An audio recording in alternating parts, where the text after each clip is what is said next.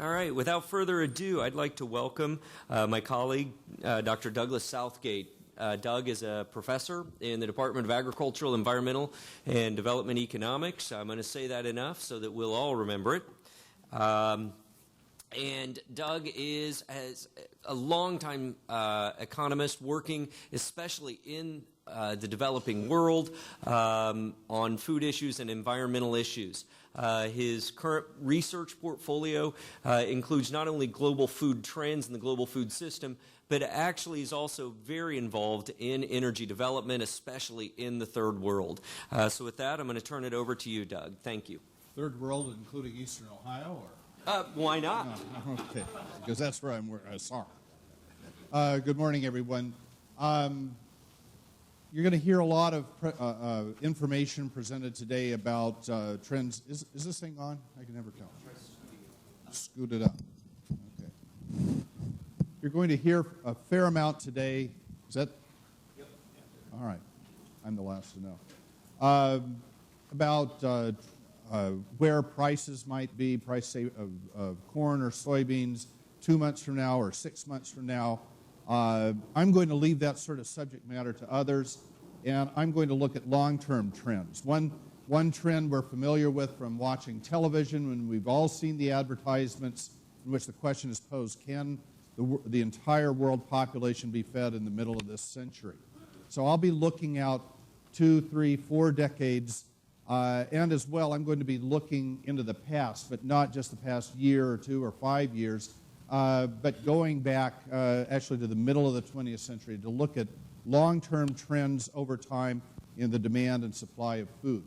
I'm sorry to say I have to cut out around the time of the break. I'm going to be back for lunch, but if you have any questions about my presentation in the program that you have there, I think my email is provided, as are the email addresses of my colleagues who will be making presentations. I'm more than happy to answer questions that come my way.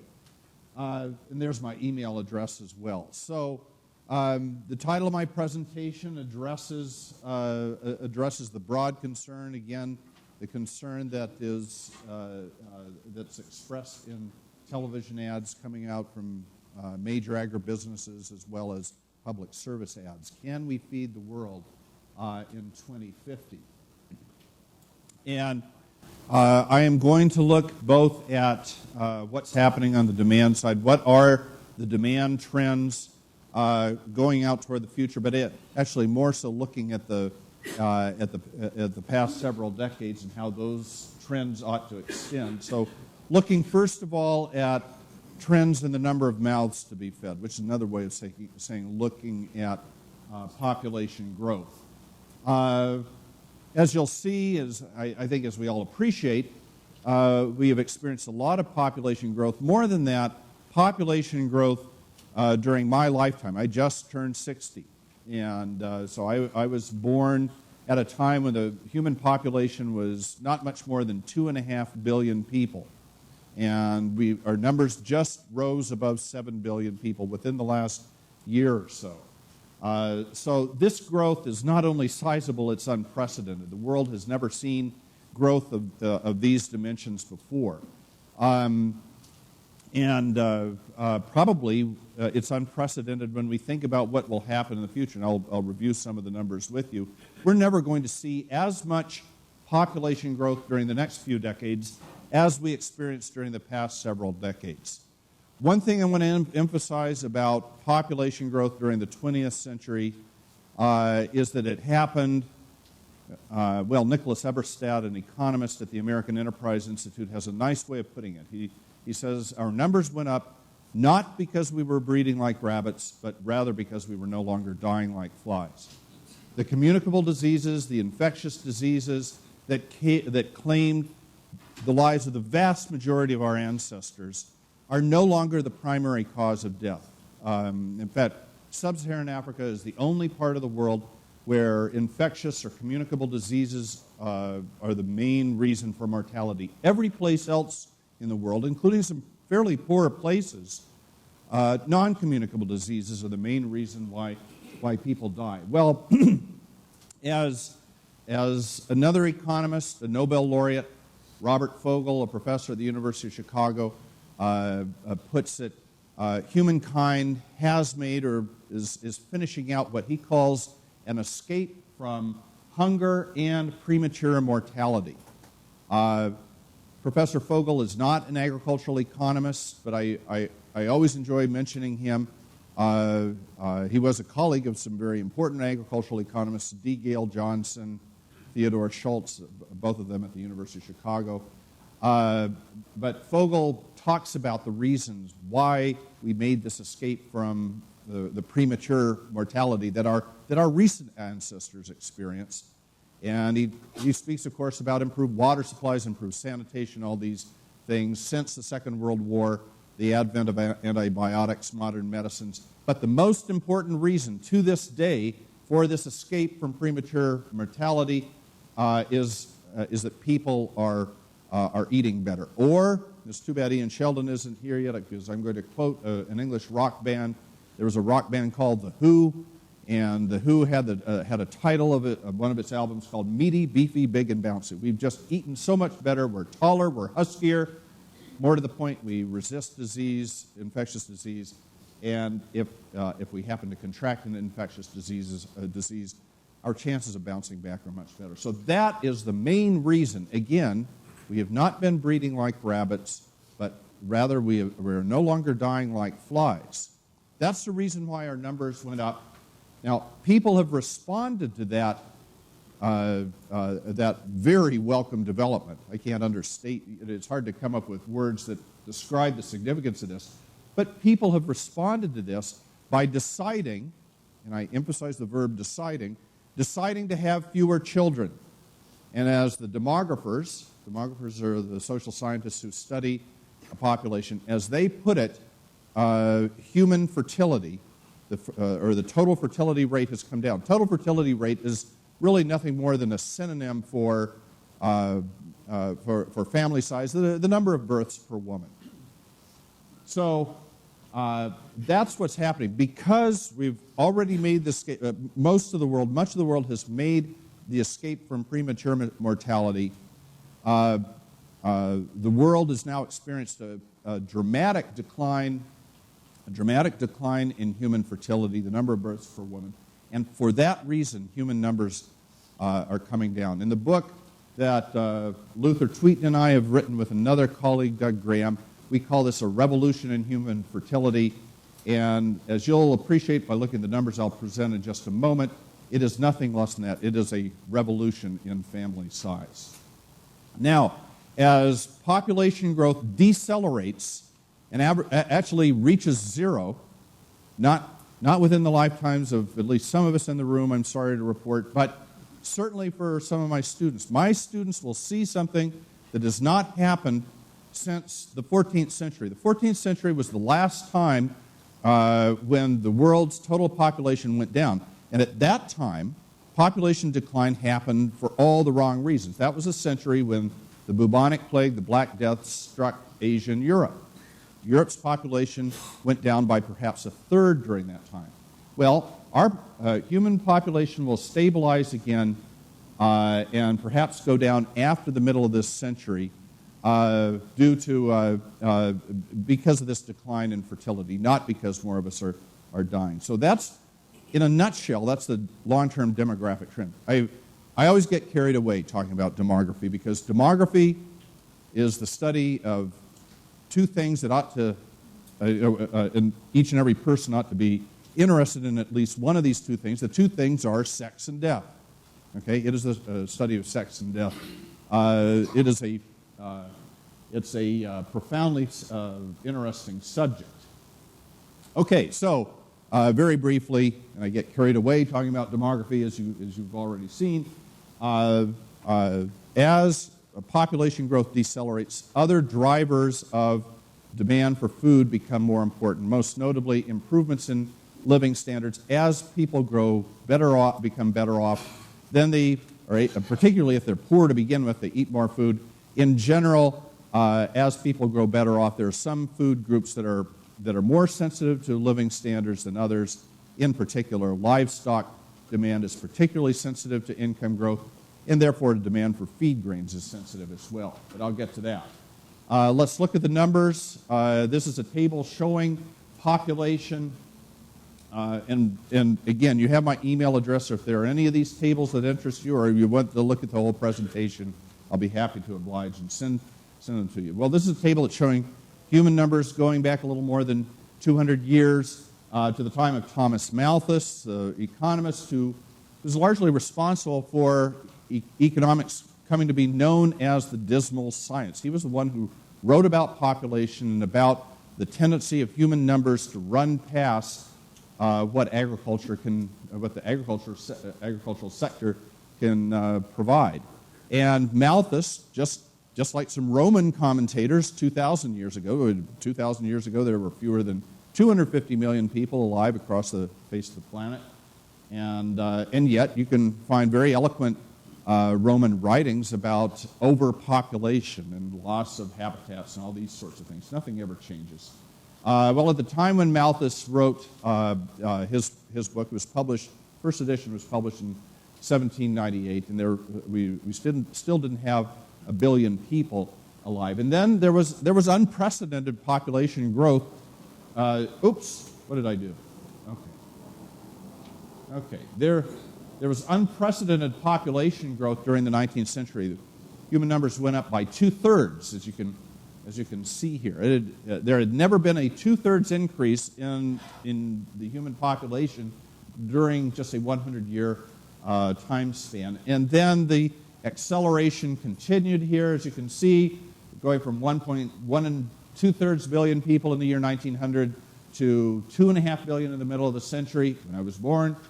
And the acceleration continued. Actually, the acceleration continued until about the time I was in college, and some people were starting to get very, very wealthy, predicting the imminent demise of humankind. This is the time of Paul Ehrlich, the Club of Rome.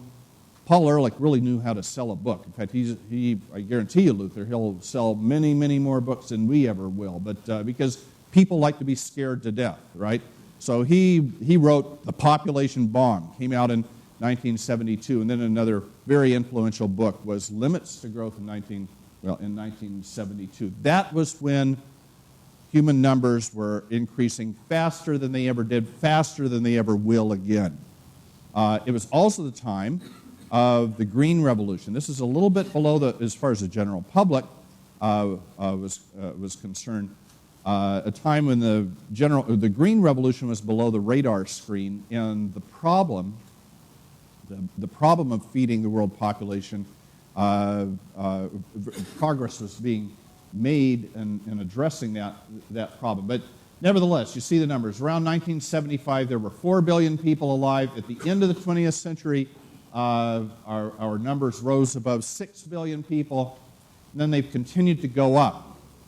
I'll come back to this graph because there are projections of future population, as you see here. But again, we have the main driver of population in the year 2050, and you see 3 different projections there, all depends on the rate at which women are having children. And as was proclaimed in the front page of The Economist magazine, as you see in the subtitle here, how the population problem is solving itself through lower fertility. Now, there's one, I would call it an inaccuracy. There's one way, you're going to see Sheldon here a little bit later today, and so you'll understand. I love to criticize the land of my fathers, which is England. I love to criticize the British. And you can criticize this magazine cover. Any reason why that you can think of? What do you notice about the ethnicity of this child?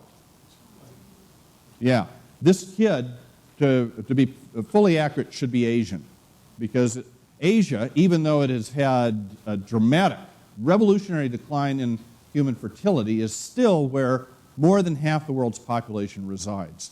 And that was even more true just a few decades ago. And, well, let's look at some of the numbers. I'll get back to the projections in just a moment.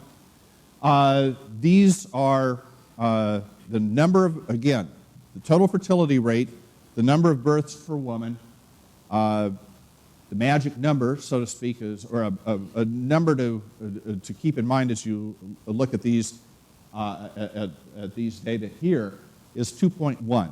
2.1 is the replacement level of fertility. Why 2? Well, because female scientists have not figured out human cloning yet. I tell my undergraduate students, and only a minority of them are male. For about 20 years, females have outnumbered male students. And this is true in the College of Agriculture as well, which may surprise some of you.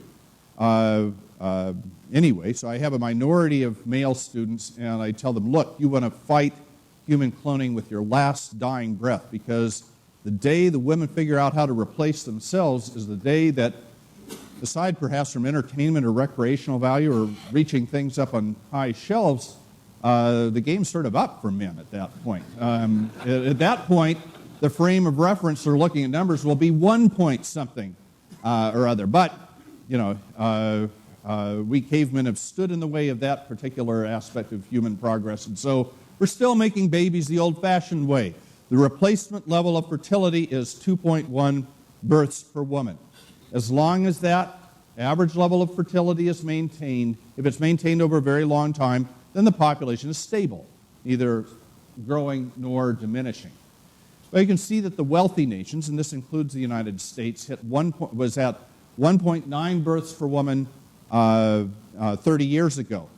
And since then, it has gone down slightly. Actually, the United States has one of the highest levels of fertility in the world. We are right at 2.1. Actually, there's been a little bit of slippage. With the economic crisis, people are, and maybe you know of instances of this very close to home. The fertility rate has trailed off a little bit in the United States, though still we have the highest number. Well, no, we don't have the highest number. Anybody know which wealthy society has the highest total fertility rate? You see this in some news accounts. Nobody ever gets this. Israel. Israel has a total fertility rate of 2.7 births per woman, which is quite remarkable for a wealthy nation. Anyway, so you can see there, looking at the second row, the part of the world with the lowest level of fertility these days is actually not the world's wealthy nations, but rather Eastern Europe and the former Soviet Union. There are some extreme cases there. The old Soviet Republic of Georgia has a total fertility rate of 1.1 births per woman, and not because they're employing human cloning. This is one of many countries that is either experiencing population contraction now, or will do so in the near, or is on the verge of experiencing population contraction. And by the way, a contracting population is a shrinking population. And we know this. This was brought home to me by something I read in a recent news article in Business Week, the case of Japan. I think Japan is a little more than 25% of the Japanese population is retired, and these days, sales of baby diapers, those sales are exceeded by sales of, how can I put this delicately? So, exceeded by sales of Depends and other products. So Japan is a case of a country that has maintained very low levels of fertility for a long time, and as a result, not only is its population, the Japanese population is indeed contracting, and moreover, by definition, if they're not replacing themselves, if they're not reproducing, then the population is aging in a rather extreme way. This is also happening in most parts of the former Soviet Union, as well as in Eastern Europe and so forth. East and Southeast Asia, again, this is the big story. East and Southeast Asia includes China, and you might be thinking to yourself, well, of course. This is the country with a one-child per household policy. That policy, by the way, only applies in urban areas. The Chinese are thinking about amending that policy because they're just starting to pay too high a price for this. The Chinese labor force has already peaked, reached its maximum number. Actually, it reached its maximum number a few years ago. From here on out, the number of working-age Chinese will be going down, This is already having a direct influence on the Chinese economy, whereas 10 years ago, wages in China were more than 10 times wages in Mexico. Now, I hope I said that right. Wages in Mexico are more than 10 times wages in China. Most of that gap has been closed. Right now, Chinese wages are about 2/3 of wages in Mexico. Actually, China is on its way to becoming, in demographic terms, looking a lot like Japan, although they'll get to Japanese type demographic realities without ever having become rich. So there are going to be severe challenges in China looking at the long term. But I do want to point out, this is a region-wide number here. The current total fertility rate. Thailand, it turns out, has exactly the same total fertility rate without ever having had a one-child per family policy. What's the reason here? Female economic empowerment. So as I mentioned already, lower fertility is a response to the escape from premature mortality, but the factor that influences childbearing more than any other is the degree to which women have comparable educational and employment options. And where they do, then, as economists say, the opportunity cost of bearing and raising children grows very, very high. People decide to have fewer children. That happens all over the world. South Asia, much poorer and also more rural families for reasons that did. Yeah. You got this stuff in your book? If I may, I can survey the audience and know that I can quote Casey Stengel. My students don't know who Casey Stengel is, but I can say to you, it's all in the book. And unlike Paul Ehrlich, we could use some book sales here. Luther, couldn't we? So yes, it's all in the book, as Casey Stengel used to say. East and Southeast Asia, still a total fertility rate above the replacement level, although it's come down dramatically. Latin America, the Caribbean. Brazil, the largest country in Latin America, has a total fertility rate actually slightly below the U.S. rate. Everybody thinks Latin America, Roman Catholic region and so forth, has no impact, no measurable impact. That's only slightly exaggerating. Mexico has a total fertility rate right now of about 2.2, just slightly above the level. I can guarantee you, if you're one of those folks who worries about migration, illegal or otherwise, I can guarantee you that if you're around in 10 or 12 years, you won't even know, there won't be any press coverage about this. And that's because the effects of low fertility will have kicked in. There won't be a large pool of young Mexicans completing school and having difficulty finding jobs in their own country and therefore decamping to the United States. That will end because of demographic changes. Middle East and North Africa, very remarkable change. Iran. The maniacs who took over Iran in the late 1970s were dead set against contraception. 30 years ago, the country had a total fertility rate to reflect that policy, 6.7 births per woman. They are now at 2.0 births per woman. Sub-Saharan Africa, the poorest, the most rural part of the world with the least economic opportunity for women. Yes, the total fertility rate has come down, but it's still higher than in other places. So, interpreting these projections here, we don't know, obviously, what the world population will be 4 decades from now in the middle of this century. It depends not on whether fertility declines, but rather how fast the decline sets in. If we have a modest decline in population, we will reach 10.5 billion people. Nobody really expects that. It's just a modeling result. Think of it that way. Our numbers might decline really dramatically, our numbers, humankind's numbers, only reaching 8 billion at mid-century, at which case we will definitely be on track for a decline in the population, in the global population, during the second half of the 21st century. The median estimate that, you've seen the ads, this is the one that everybody uses, 9 billion people around. Again, it all depends on fertility trends. Okay, so I hope I've convinced you. Fertility is declining, therefore population growth is decelerating. What about the other factor? Improvements in living standards. Again, improvements in living standards matter a great deal in very poor countries where people currently are not eating very well. Think of a place like Zambia. Zambia, where a typical household spends 3/4 or more of its income on food, and if that household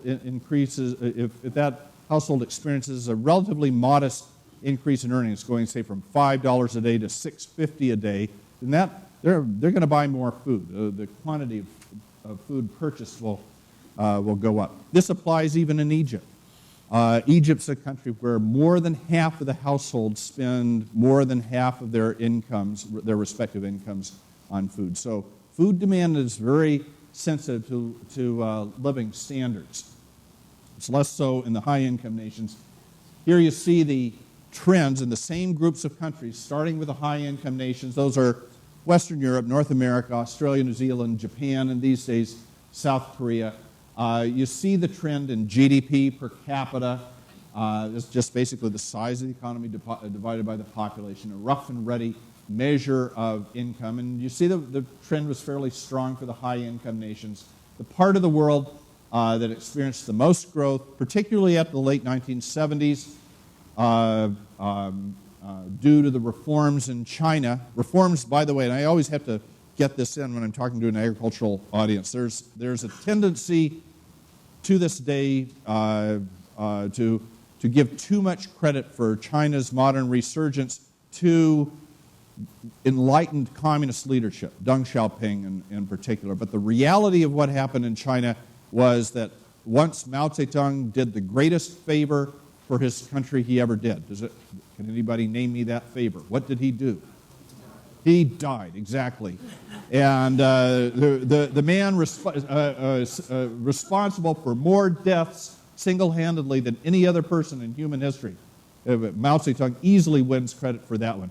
After he died, then peasants went back to doing what they had been doing, actually up into the 1950s, which was deciding what they'd been doing for thousands of years, deciding what to grow, where to sell it, et cetera, et cetera. They figured with Mao gone, and they figured right, with Mao gone, these individual farmers could push the envelope a little bit. A lot of them got arrested and so forth, but they kept on pushing. The only genius of Deng Xiaoping was to say, well, maybe it's better to accommodate this than to try to suppress it the way the old man would have done. And that's how the modern reform process started, with individual entrepreneurial farmers in China, and it spread to the rest of the economy. And that's why you see the big number there. South Asia, the reform process started later, about 20 years ago. South Asia, the dominant country there is India, of course, and there you see the trends for Latin America. You see during the last third of the century, there are two columns here. One showing the trend between the middle 1960s and the late 1990s. You see that the typical East European Soviet citizen of the former Soviet Union was no better off in 1999 than he or she had been in the middle 1960s. Same is true in Middle East and North Africa. The typical African was worse off than he or she had been in the middle 1960s, which is in the early period of independence. So, in economic terms, Sub-Saharan Africa has been a disaster since independence was achieved, as African scholars freely admit. This is an annual rate of decline of 0.2%, but you understand compounding. It means that the typical African in 1999 was worse off than the typical African in the middle 1960s. Since the year 2000, it is no longer the case, as you can see, you look at the last column of figures here, it is no longer the case that trends in GDP per capita are stronger in the high-income nations than in the rest of the world. In fact, it's precisely the opposite.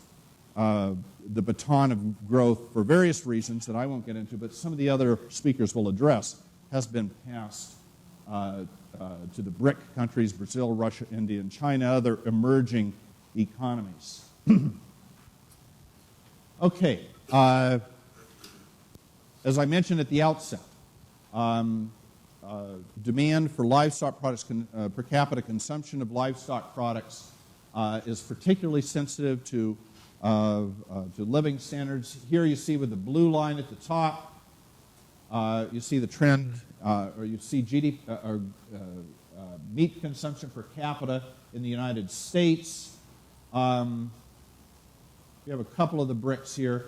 You see Brazil, and you see this period here since the middle 1980s going into the 1990s when living standards were rising in Brazil, and there was a major improvement in meat consumption.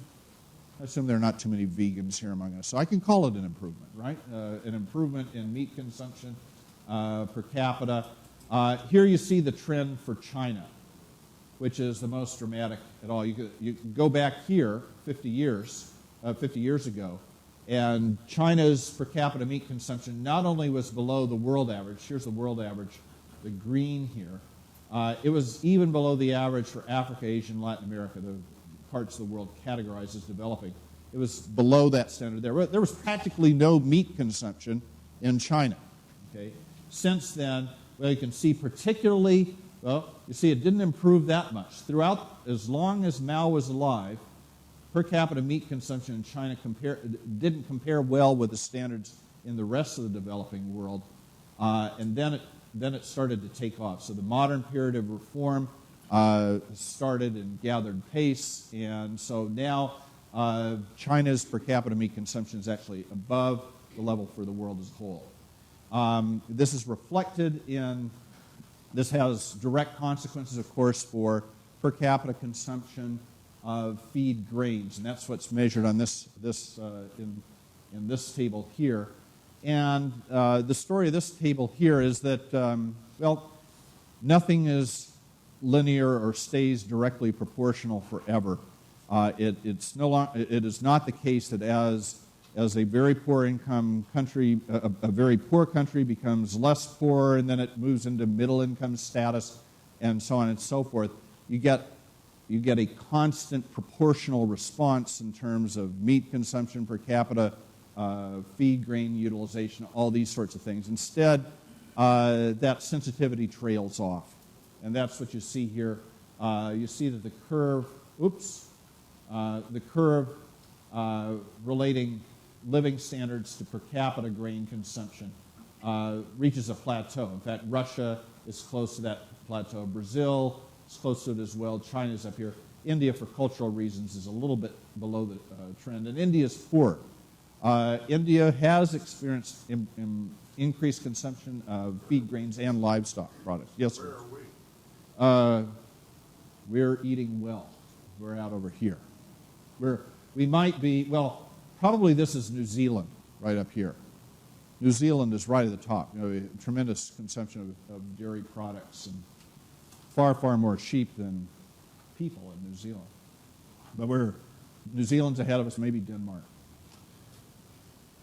All right, now, I've done it again. I've gotten sidetracked with demography, talking about sex and death, but it's just inevitable. So I'm going to close out speaking briefly about supply trends.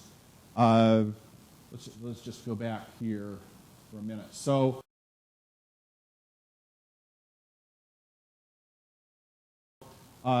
think about what's happened during the last 60 years, or during the second half of the 20th century. Again, unprecedented population growth. A 3.5, more than a 3.5 billion person increase between 1950 and the year 2000. So more than a doubling. So either in absolute or relative terms, an unprecedented increase in human numbers. And then when we think of demand, which is influenced by increases in per capita consumption, the food demand growth was even greater. Now, one thing that didn't happen was some sort of unmeasured increase in agricultural land use. Here are the figures. There were increases, but all these increases in agricultural land use were considerably below the rates of population growth, and even farther below the rates of food demand growth. 43% increase in land planted across. So look at some of the individual crop groups individually here in just a moment. Grazing land actually far exceeds the land planted to crops, but it went up by 9.4%. Since grazing land greatly exceeds farmland, the land planted to crops, then there was an 11% increase between 1961 and 2007 when food demand more than doubled. So, we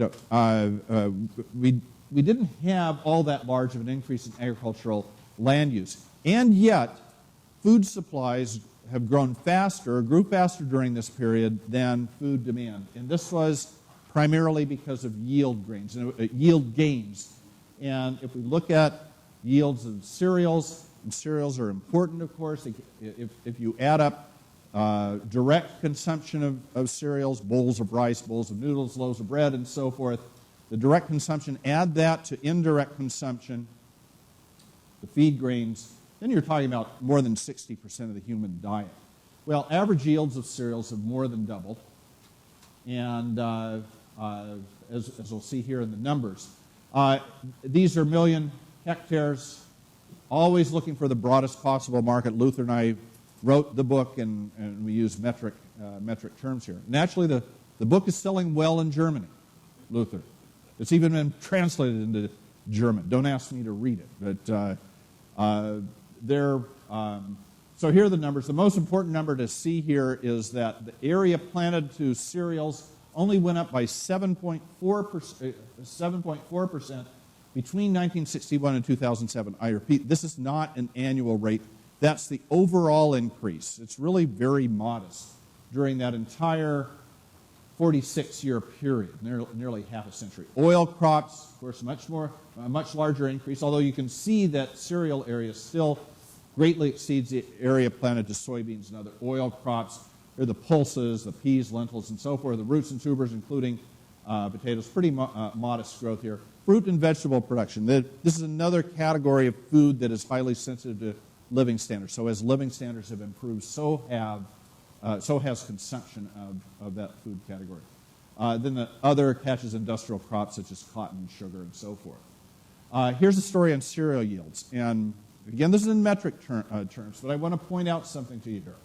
The initial numbers from 1961. This is because all the numbers that you see about international agricultural statistics come from the Food and Agriculture Organization, the UN.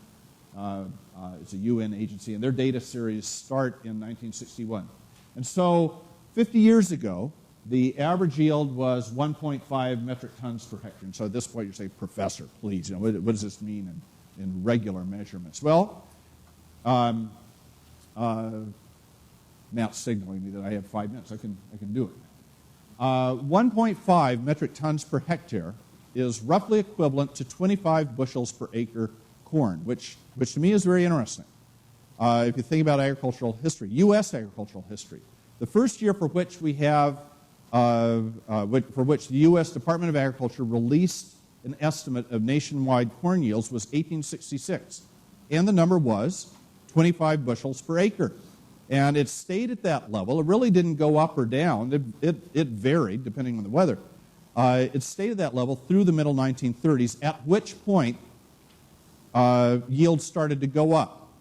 Thanks to fertilization, thanks in large measure due to the historical investment that had been made in R&D in institutions such as this one. So we experienced our own green revolution. Well, the world as a whole has experienced a green revolution as well. And you know the corn yield story. It has gone up by more than a factor of 6 since the middle 1930s. Well, something similar has happened here. The increase has not been quite as dramatic for the world as a whole, but we've gone from 25 bushels per acre corn, or 1.5 metric tons per hectare in 1961, actually to above 3.5 metric tons per hectare now. The bottom line, again, okay, so on the supply side, we have not seen some sort of unmeasured increase in agricultural land use, and yet supplies have increased more than demand, due to yield growth. Here are the stories for individual regions. Asia, which 50 years ago was actually the poorest, hungriest part of the world, poorer and hungrier than Africa, per capita food supplies have doubled in Asia since the early 1960s. They've nearly doubled in South America. Sub-Saharan Africa with more population growth and less agricultural development. The green revolution fit the needs of Africa less well than it fit the needs of Asia, and also, by and large, governments, with very few exceptions, governments in Africa had a strongly anti-rural bias. They served the interests of urban consumers by implementing food price controls, by not investing in infrastructure, not investing in agricultural research. A complete set of policies for agricultural failure, which is what most of Africa has experienced. I don't have time to unvarnish my words here. So rapid population growth and a lack of agricultural development. You see the result here. And then finally, with demand growing faster than supply, as all these new majors that Tim Hobb was telling you about should understand. That should mean that prices have gone down. Indeed, they have done. Between the middle of the 20th century and the middle 1980s, prices for grain went down by, not by a little, but actually by a lot. These are inflation-adjusted or real prices for rice, wheat, and corn. They declined by 75%, again, if we correct for inflation.